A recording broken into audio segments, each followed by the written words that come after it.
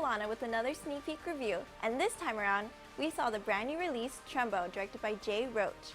For those of you who are unaware, Trumbo is about the story of Dalton Trumbo, a famous Hollywood screenwriter who was wrongfully blacklisted at the height of the Cold War. Afterward, he had to be a little clever about receiving credit for a given film, so many of his scripts were sold to production studios under different pseudonyms.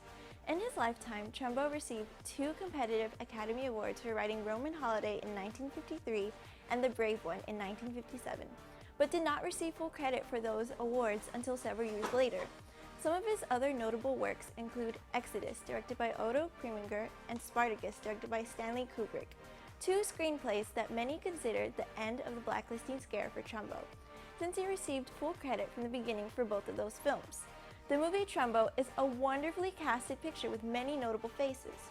Former Breaking Bad star Bryan Cranston does a solid job as an eponymous character, but you can't help but feel that he is doing more of a skin-deep caricature than a complexing performance.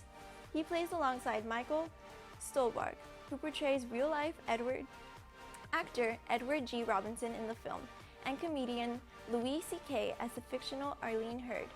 These are the other 2 memorable performances in the film, mainly because Cranston's on-screen chemistry balances greatly with the bravado of his respective actors.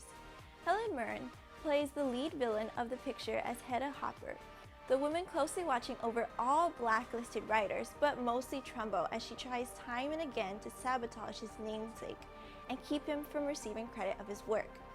She is the most memorable villain of the film, not because she is completely one-dimensional, but as an American in post-war times, she is driven by passionate reader support and paranoia to do her job and keep Trumbo out of Hollywood.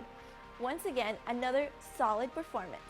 The set pieces are memorable too, and while this film is far from the historically accurate production design of something like Mad Men, if it were not for the film looking like it was shot digitally, you would almost believe that you were sent back to 1950s Los Angeles for a 2-hour period.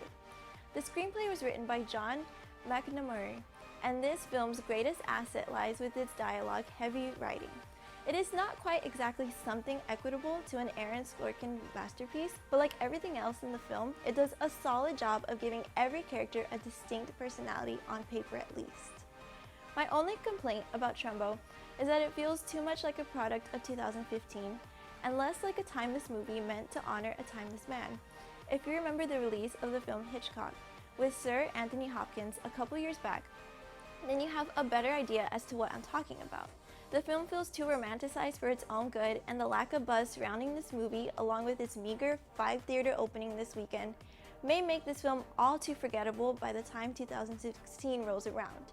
Trumbo feels like the kind of film that would have been made in the 60s. I love Bryan Cranston, and it is a good effort, but anything more substantial and thought-provoking could be better. With that said, I give Trumbo a rating of 3.5 stars out of 5. Virtually everyone in the cast does a great job at bringing to life their respective characters. The sets are vibrant and pleasing for everyone to look at, and the writing is strongly above average. I do have to say though that the film would have been better off without being over-excessive with its language as far as R-rated content goes for this film. There is not too much else to worry about. This wraps up another sneak peek movie review. I'm Alana, now back to you guys.